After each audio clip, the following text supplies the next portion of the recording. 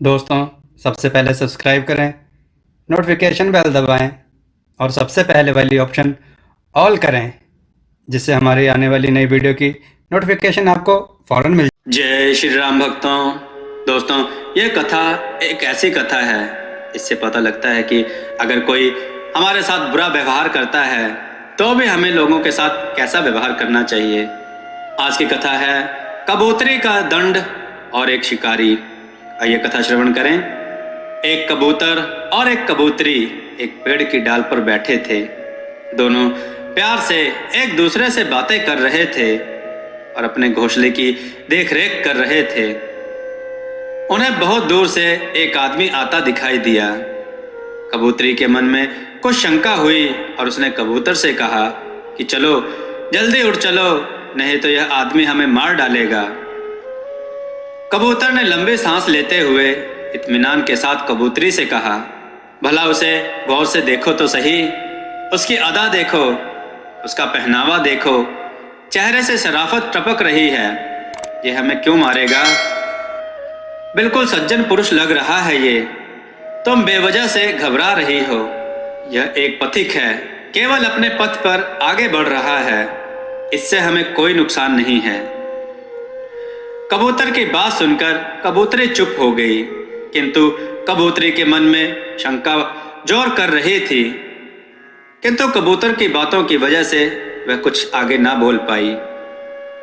जब वह आदमी उनके करीब आया तो अचानक उसने अपने वस्त्र के अंदर से तीर कमान निकाला और झट से कबूतर को मार दिया और बेचारे उस कबूतर के वहीं प्राण पखेरु उड़ गए। असहाय कबूतरी ने किसी तरह भागकर अपनी जान बचाई और बिलखने लगी। उसके दुख का कोई ठिकाना न रहा और पल भर में ही उसका सारा संसार उजड़ गया। जिस घोंसले को वो दोनों मिलकर बना रहे थे, बेचारी उस घोंसले को देख देख कर आंसू बहा रही थी। उसके बाद वह कबूतरी रोती हुई अपनी फरियाद लेकर उस राज्य के राजा के पास गई और राजा को उसने पूरी घटना बताई।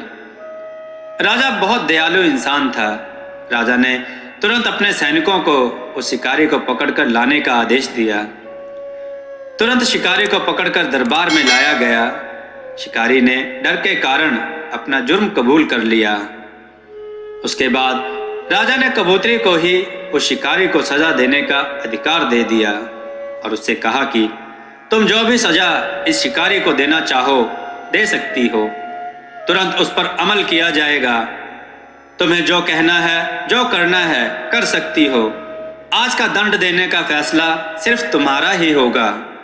कबूतरी ने बहुत दुखी मन से कहा कि हे राजन, मेरा जीवन साथी तो इस दुनिया से चला गया, जो फिर कभी लौटकर नहीं आएगा।